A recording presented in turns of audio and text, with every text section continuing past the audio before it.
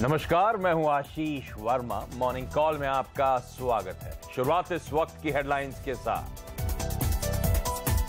अमेरिकी बाजारों में मिला जुला कारोबार, डाउ पर दबाव लेकिन मामूली तेजी के साथ नैस्डैक नई ऊंचाई पर। एशियाई बाजारों की अच्छी शुरुआत, एसजीएक्स निफ्टी 4.5% मजबूत।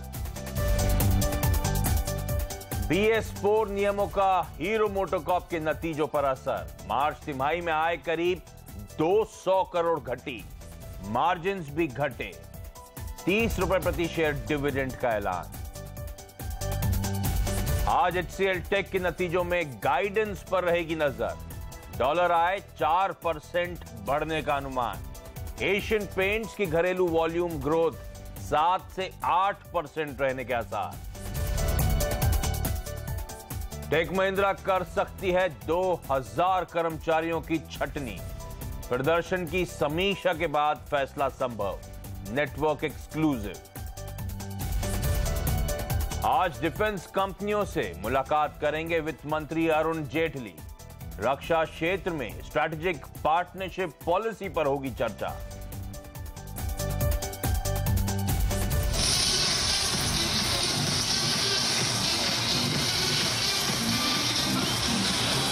कल रात मुंबई पर चढ़ा पॉप स्टार जस्टिन बीबर का फीवर। टी.वाई. पाटिल स्टेडियम में पहुंचे 45,000 से ज्यादा फैन।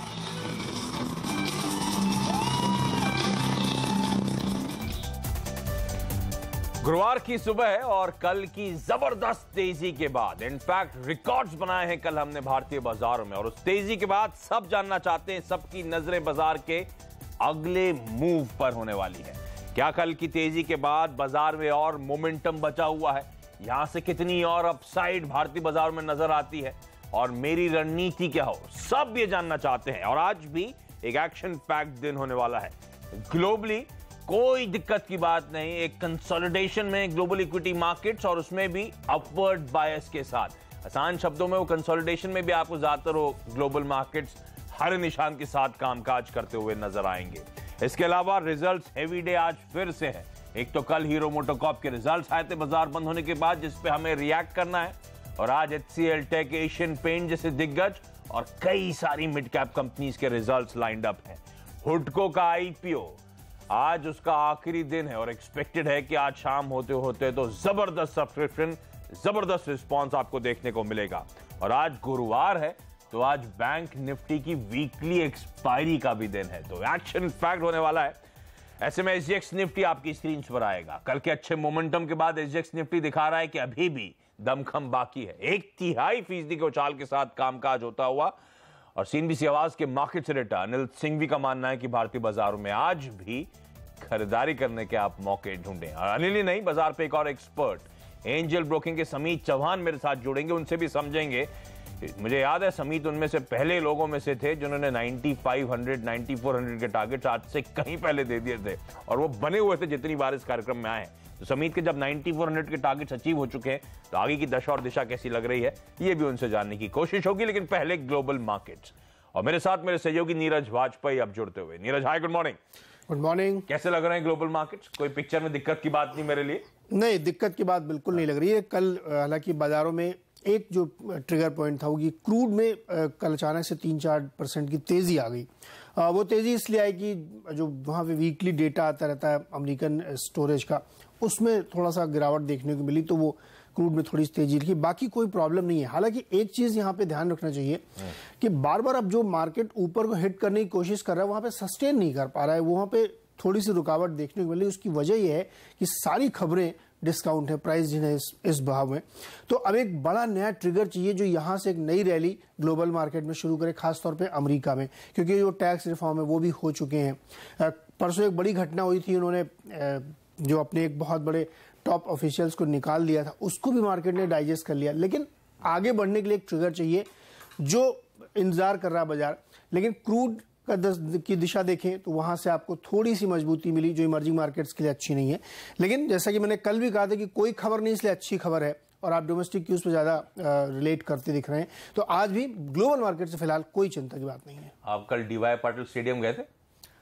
मेरे पास नहीं था। जस्टिन बीबर बिल्कुल, जस्टिन बीबर का जो फिगर था मैंने टीवी पे देखा, उसको सुना था। अच्छा चलिए, कोई दिक्कत की बात नहीं। ग्लोबल इक्विटी मार्केट से एक्यूज की तलाश में इन लेवल्स के आसपास कंसोलिडेट होते हुए नजर आएंगे। लेकिन जहां तक भारतीय बाजार है, कल का सेशन बेहद अच्छा दिन था। 8 दिनों के कंसोलिडेशन के बाद कल हमने वो ब्रेकआउट दिया और तगड़ा मोमेंटम, शुरुआत अच्छी हुई, दिन भर सस्टेन्ड बाइंग और फाइनली दिन के हाईज पे जाके इंडियन मार्केट्स क्लोज हुए।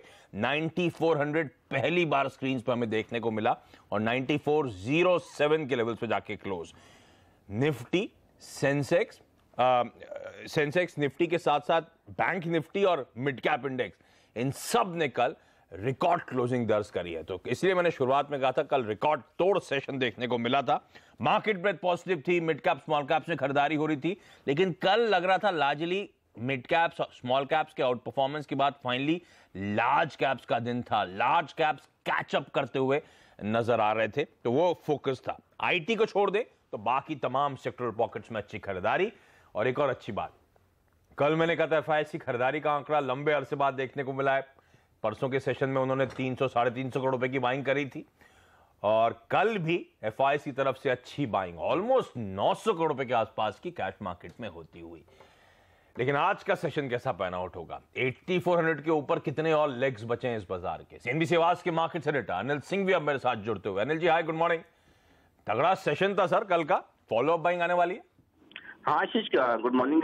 पूरे आसार हैं कि मजबूती रहनी चाहिए और 9400 के ऊपर की क्लोजिंग काफी बेहतरीन है और आज इस लिहाज से सेंटीमेंट के लिहाज से 9400 ही निर्णायक लेवल रहेगा कि उसके ऊपर बने हुए हैं तो कुछ और शॉर्ट कवरिंग का और फ्रेश खरीदारी का सहारा मिलेगा। स्टॉप लॉस थोड़ा सा दूर बनता है क्योंकि कल इतना बड़ा उछाल मिला है। 9325 अब आपका स्टॉप लॉस होना चाहिए डे ट्रेडर्स के लिहाज से और ऊपरी स्तर पर मुझे लगता है 9475 9500 तक जाने की कोशिश बाजार आज और 1-2 दिनों में कर सकता है, जहां पर पोजीशंस वायदा कारोबार में ऑप्शंस के लिहाज से कॉल्स में सबसे ज्यादा बनी है, वो एक टारगेट बनता है। बैंक निफ्टी में जो अब टारगेट बन रहा है आज, चूंकि वीकली एक्सपायरी भी है, 23,000 और 23,100 के कॉल्स पर काफी एक्शन है और सबसे ज्यादा एक्शन वहीं पर है, तो अल्टीमेटली उस लेवल की तरफ बैंक निफ्टी बढ़ने की कोशिश कर सकता है और बैंक निफ्टी में भी धीमे धीमे रेंज और ऊपर की तरफ शिफ्ट होती हुई दिख रही। तो अगर आप बैंक निफ्टी ट्रेड कर रहे हैं तो 22,600 के आसपास का स्टॉप लॉस आपको रखना चाहिए। ओवरऑल ब्रॉडर मार्केट में खरीदारी का रुझान रहेगा। हाँ, ये जरूर है कि थोड़ा सा कल घरेलू फंड्स की तरफ से बिकवाली के आंकड़े आए, लेकिन उसके बावजूद मुझे लगता है मिड कैप्स भी एक्शन में रहेंगे, दिक्कत वाली बात ज्यादा नजर नहीं आती। तो कुल मिलाकर बाय ऑन डिप्स की रणनीति रखनी चाहिए। ओके, तो खरीदारी करने के मौके ढूंढे। 9325 के स्टॉप के साथ 9500 का टारगेट देखने को मिल सकता है। और मेरी प्रोड्यूसर और डायरेक्टर साहब बता रहे हैं मैंने गलती से 8400 बोल दिया था 9400 की जगह। Sorry, I stand corrected. कई सारे बुल्स को धक्का लग गया होगा इस मेरे स्टेटमेंट से, आई एम सॉरी। लेकिन चलिए, मोमेंटम स्ट्रांग है, 9500 तक के टारगेट्स देखने को मिलेंगे। अच्छा अनिल जी, आप अगर मेरे साथ हैं तो एक बार क्विकली बताएं, आज हुडको के आईपीओ का गए, अदरवाइज हुडको का आईपीओ का आखिरी दिन तो मैं जैसे पूछना चाहता था उन्होंने पैसा लगाया या फिर क्या रणनीति होनी चाहिए। लेकिन बाजार पे एक और एक्सपर्ट, अब एंजल ब्रोकिंग के समीत चौहान मेरे साथ जुड़ते हुए। समीत हाय, गुड मॉर्निंग। 9400 आप तो बहुत लंबे अरसे से कह रहे थे, कल जब फाइनली स्क्रीन पे 9400 नजर आया तो मुझे आप ही की याद आई थी। अब वो आपका पहला टारगेट तो अचीव हो गया है सर, 9500 की आप बात कर रहे थे। अब चार्ट्स कैसी लग रही हैं? क्या इन लेवल्स के बियॉन्ड भी जाते हुए नजर आएंगे जो 9500 का आपने अब तक टारगेट सेट कर रखा था? Good morning Ashish ji. हाँ, मार्केट में मोमेंटम काफी स्ट्रांग है और हम यही मानते आ रहे हैं कि ये मार्केट का स्ट्रांग बुल रन में है। कोई भी मेजर करेक्शन नहीं आता है, माइनर हल्का बुल्का अगर करेक्शन आता भी है तो वहाँ पे हम अच्छी खासी बाइंग देखते हैं। तो वही एक पैटर्न जो मार्केट ने लास्ट 3-4 महीनों में रखा है कि एक अच्छी खासी रैली, फिर एक कंसोलिडेशन और वापस एक सर्ज, तो वही पैटर्न कंटिन्यू होगा। कल एक बुलिश फ्लैग पैटर्न का ब्रेकआउट भी हमने देखा है, जिसके अभी टारगेट 9550 9600 तक एक्सटेंड हो सकता है। सो हमारा ये मानना है कि बाइंग साइड पे रहना चाहिए और अभी 9300 9650 का काफी स्ट्रॉन्ग सपोर्ट बन गया। सो एज ट्रेड सेटअप 9350 एक क्लोजिंग बेसिस पे स्टॉप लॉस रखेंगे और 9550 9600 के लिए यहाँ पे टारगेट है। तो अब टारगेट्स और ऊपर जाते हुए समीत के 9600 तक के लेवल्स के लिए यहाँ पे अप्रोच किया जा सकता है भारतीय बाजारों में खरीदारी करने के मौके। तो कोई कंफ्यूजन नहीं, कल के अच्छे मूव्स के बाद अभी भी दमखम बचा है भारतीय बाजारों में। अनिल भी कह रहे थे 9500 तक के टारगेट्स के लिए अप्रोच करें और समीत का मानना है इवेंचुअली ये मार्केट्स आपको 9600 आपकी स्क्रीन पर दिखाएंगे। अच्छा समीत, कोई स्टॉक स्पेसिफिक आइडियाज हो तो वो भी शेयर करें। जी हाँ, पहला मैकडॉवेल होगा जिसने लास्ट 2 सालों से अंडर परफॉर्म किया है, बट कहीं ना कहीं लास्ट 3-4 महीनों में हमें लग रहा है कि 1800-1850 के आसपास ये बेस फॉर्म कर रहे हैं और ये थोड़ा अर्ली होगा, बट हमें लग रहा है कि ये बॉटमिंग आउट के फॉर्मेशन इसमें दिख रहा है। परसों भी हमने रेकमेंड किया था 1900 के आसपास और कल एक स्पर्ट देखिए। अभी इमीडिएट टारगेट 2045 के होंगे, तो उसके लिए खरीदारी की जा सकती है विद स्टॉप लॉस ऑफ 1920। दूसरा बाय होगा एक्सिस बैंक, जिसने पूरे प्राइवेट बैंकिंग को ऑफ लेट अंडर परफॉर्म किया है, बट कहीं ना कहीं हमें लग रहा है अभी इसमें कैचअप रैली देख सकते हैं हम। सो 560 के टारगेट के लिए इसको खरीदारी की जा सकती है विद स्टॉप लॉस ऑफ 505। हाँ, एक्सिस बैंक कल भी दिन के दौरान मैं देख रहा था चार्ट्स पे एक अच्छा मूव आया था, फिर वो अटकता हुआ नजर आ रहा था, लेकिन शायद इवेंचुअली वो अड़चनों को पार करता हुआ नजर आएगा। 560 तक के टारगेट्स के लिए एक्सिस बैंक में अप्रोच करें। अब मैकडॉवेल यानी कि यूनाइटेड स्पिरिट्स कल अच्छा मूव आया था 4% के आसपास। प्रदीप पंड्या ने चार्ट पे समझाया भी था ये एक तगड़ा ब्रेकआउट की तैयारी हो रही है स्टॉक में, और आज देखिए यहाँ पे समिति की तरफ से भी बाय कॉल आता हुआ 2045 तक के टारगेट्स यहाँ पर। तो दोनों एक्सपर्ट्स मानते हैं निफ्टी में खरीदारी करें, और समिति के दोनों जो कॉल्स आए स्टॉक स्पेसिफिक बाय साइड की कॉल्स है। बाजार के कुछ और एक्सपर्ट्स की स्ट्रैटेजीज आपकी स्क्रीन पर आएंगी। चॉइस ब्रोकिंग का मानना है महिंद्रा एंड महिंद्रा खरीदारी करें, 1340 का स्टॉप, 1440 का लक्ष्य अगले 3 से 4 दिनों में हासिल हो सकता है। कोटक सिक्योरिटीज का मानना है भारत फाइनेंशियल इंक्लूजन्स में खरीदारी करें, 750 का स्टॉप और 800 के टारगेट्स यहां पे नजर आते हैं। और IDBI capital markets and securities की आज की टॉप रणनीति है जी एंटरटेनमेंट एंटरप्राइजेस। कल रिजल्ट्स के बाद अच्छा मूव आया था और शायद आईडीबीआई मानता है आज फॉलो अप बाइंग आती हुई नजर आएगी। खरीदे 509 का स्टॉप और 533 के टारगेट्स। तो पांचों कॉल्स जो आई हैं वो बाय साइड के रिकमेंडेशंस, और एक बात आपने नोटिस करी होगी ज्यादातर कॉल्स जो आए हैं वो लार्ज कैप्स या दिग्गजों पे आ रहे हैं। वही मैं कह रहा था कल पहली बार बहुत दिनों बाद लगा कि अब वो लार्ज कैप्स कैचअप करने की कोशिश कर रहे हैं। लेकिन आज कौन से टॉप 5 शेयर्स रहेंगे फोकस में खबरों की वजह से, ये बताने के लिए नीरज मेरे साथ बने हुए हैं। नीरज बताएं। देखिए, शुरुआत में आपको डिफेंस शेयरों पर नजर रखनी चाहिए। Mahindra Mahindra, L and T, Punj Lloyd, Astra Micro, BHEL, BML, इसलिए क्योंकि आज एक बहुत महत्वपूर्ण बैठक रक्षा मंत्री अरुण जेटली के साथ तमाम प्राइवेट कंपनियों की होनी है, जिसमें जो आर्म्स की डील्स हैं उनमें प्राइवेट कंपनियों का क्या पार्टिसिपेशन होना चाहिए उस पर फैसला किया जाएगा। और जो एक डीपीआर की लिस्ट है ना, बाइंग लिस्ट, उसमें कुछ एडिशंस किए जाएंगे। इस वजह से इन तमाम कंपनियों पर नजर रखिए, आज इसकी महत्वपूर्ण एक बैठक है। कोटक महिंद्रा बैंक पर नजर रखिए, क्यूआईपी की खबर आ रही है, करीब 5600 करोड़ रुपए का क्यूआईपी होने वाला है और ये शायद इसी हफ्ते 1-2 दिन में हो जाएगा। और इसको लेकर के चूंकि पिछले दिनों से ही खबर आई थी फंड रेजिंग की बहुत बड़े फंड रेजिंग के प्लान है, तो इस स्टॉक को रडार पर रखना चाहिए। और अभी कल ही खबर ये आई थी कि एफआईआई की मंजूरी जो थी शेयर धारकों ने 49% तक इसको करने की मंजूरी दे दी है। सिकल लॉजिस्टिक्स अगला स्टॉक होगा। नतीजे इसके काफी बेहतर देखने को मिले हैं, मुनाफा में करीब 75% का उछाल यहाँ देखने को मिला है और आमदनी भी 17-18% बढ़ी। तो लॉजिस्टिक शेयर्स में अभी आपने देखा होगा गति के नतीजे काफी वीक आए थे, लेकिन जिसके अच्छे आ रहे हैं उसको रिवार्ड मिल रहा है, तो ये नतीजे बेहतर है, बाजार को पसंद आएंगे। लेकिन सीमेंस के इसके अगेंस्ट में नतीजे कमजोर आपको देखने को मिलेंगे। यहाँ पे जो उम्मीद बाजार कर रहा था उससे कमजोर नतीजे आए सीमेंस के। हालांकि इनकी ऑर्डर बुक बहुत स्ट्रांग दिख रही है, तो शायद इस तरीके की भी रिपोर्ट्स आपको दिखेंगी कि उस ऑर्डर बुक पे लोग बेट करेंगे।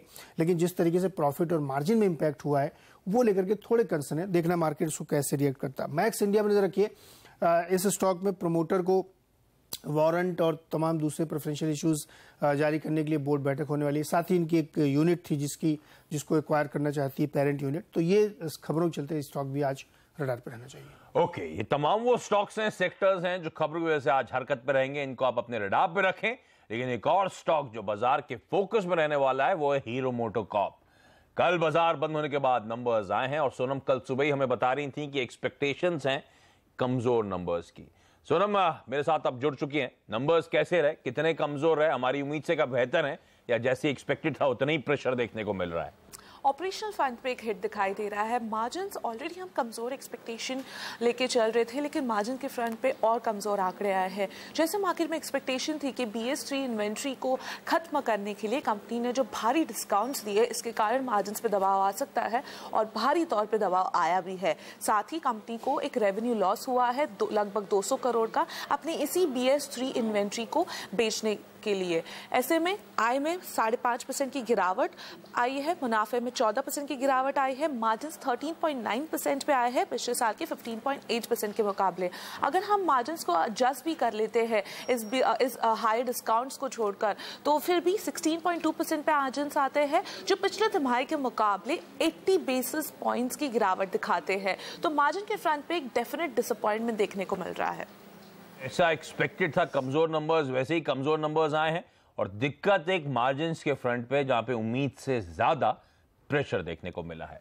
तो ये स्टॉक आज रडार पे रहेगा, जब ये मार्केट खुलेंगे तो देखना होगा किस तरह का रिएक्शन देखने को मिलता है। लेकिन आज का इवेंट्स कैलेंडर आपकी स्क्रीन पर आएगा, रिजल्ट्स हेवी डे है और खास तौर पे दो दिग्गज HCL टेक, और ये नंबर्स तो शायद बाजार खुलने से पहले ही आ जाएं, और एशियन पेंट्स के आज रिजल्ट्स आने हैं। इसके अलावा Arvind, Glenmark Pharma, Gujarat Pipavav Ports, GSK Consumer, Havells, ITD Cementation, Pennar Engineering, MT Educare, Force Motors, ये वो तमाम लंबी लिस्ट है और कई सारे और स्टॉक्स हैं जिनके आज रिजल्ट्स आने हैं। इसके अलावा हुडको के IPO का आज आखिरी दिन है। 56 से 60 रुपए का प्राइस बैंड था, रिटेल के लिए 2 रुपए ऑफर प्राइस पर डिस्काउंट रखा गया है और ज्यादातर ब्रोकरेजेस ने थम्स अप दिया है। तो एक्सपेक्टेड आज शाम तक तगड़ा रिस्पांस मिलेगा।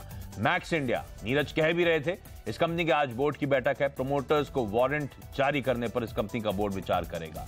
और डिफेंस कंपनीज रडार पर रहेंगी। अरुण जेटली की मुलाकात है, रक्षा क्षेत्र में स्ट्रैटेजिक पार्टनरशिप पॉलिसी पर चर्चा करने के लिए तमाम कंपनी से। चलिए यहाँ पे एक छोटा सा ब्रेक। मैंने कहा था आज HCL Tech, Asian Paints focus में रहेंगे, तो इन दोनों रिजल्ट से क्या एक्सपेक्टेड है और साथ साथ आज कमोडिटी करेंसी मार्केट्स में क्या स्ट्रैटेजी हो, इस पर बातचीत।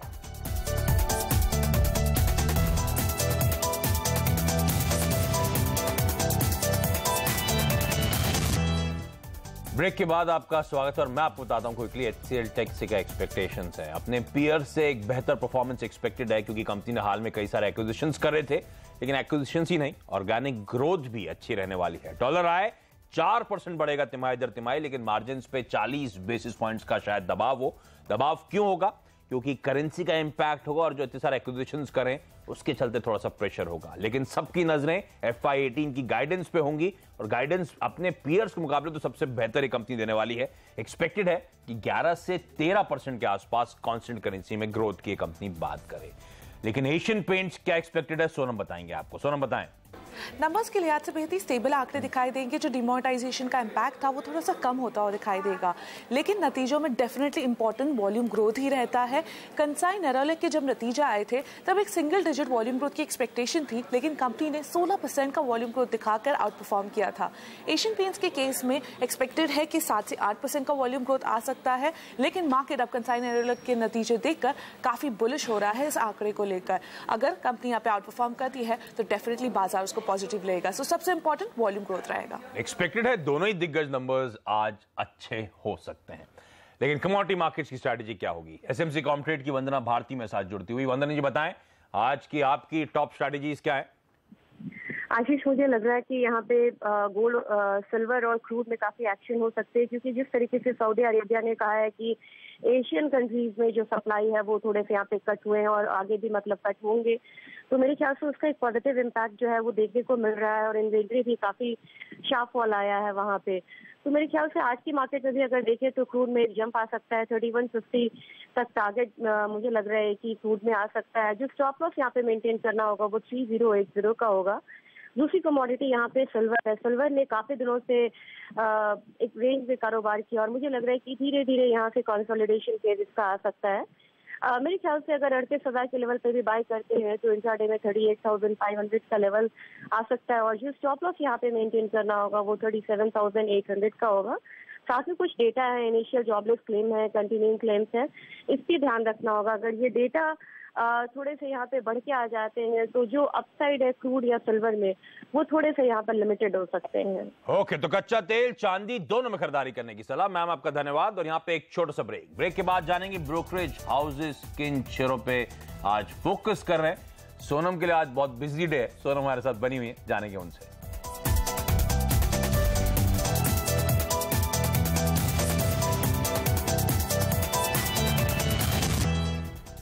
ब्रेक के बाद आपका स्वागत है और ब्रोकरेज हाउसेस के रडार पे आज क्या है, सोनम बनी हुई है, सोनम बताएं। हीरो मोटोकॉर्प के ब्रोकरेज हाउस रिपोर्ट के साथ शुरू करेंगे। डॉयशे बैंक ने हीरो मोटोकॉर्प के अपनी होल्ड की रेटिंग को बरकरार रखा है, लक्ष्य 3,300 पे बनाए रखा है। उनका मानना है नतीजे कमजोर थे, खास करके मार्जिन के फ्रंट पर, और वो टू व्हीलर स्पेस को लेकर काफी कॉशियस है क्योंकि उनका मानना है कि आगे चलकर मार्जिन पर दबाव दिख सकता है। डॉयशे बैंक ने सीमेंस पर अपनी बिकवाली की सलाह को बरकरार रखा है, लक्ष्य 1,030 का दे रहे हैं। उनका मानना है कि नतीजों में रेवेन्यू और ऑर्डर इनफ्लोज तो बेहद ही मजबूत थे, लेकिन मार्जिन कमजोर रहे थे। साथ ही वैल्यूएशंस बेहद ही एक्सपेंसिव दिखाई दे रहे हैं। सीएलएन से जीए एंटरप्राइजेस पर अपनी खरीदारी की रेटिंग को बनाए रखा है, लेकिन लक्ष्य को बढ़ा दिया है। 580 से लक्ष्य को बढ़ाकर 625 का कर दिया है। उनका मानना है इंडियन एडवर्टाइजिंग रेवेन्यू जो है वो बेहद ही मजबूत आई थी और आगे चलकर जी के अर्निंग्स में 25% का CAGR ग्रोथ देखने को मिल सकता है। नॉमरा ने भी सीए एंटरप्राइजेस पे अपनी खरीदारी की रेटिंग को बरकरार रखा है, लक्ष्य को बढ़ा दिया है, 592 से बढ़ाकर 627 रुपए का कर दिया है। ओके, और जाते आते आपकी सीन्स पर SGX निफ्टी आएगा। कल की अच्छी तेजी के बाद कुछ फॉलो अप बाइंग एक्सपेक्टेड है, लेकिन एक्सपर्ट दोनों ही मानते हैं खरीदारी करें। 9500 और 9600 तक के टारगेट्स के लिए आप इस बाजार में अप्रोच करें। लेकिन चलिए, मॉर्निंग कॉल के लिए आज इतना ही। यहाँ पे छोटा सा ब्रेक के बाद स्टॉक 2020। नमस्कार।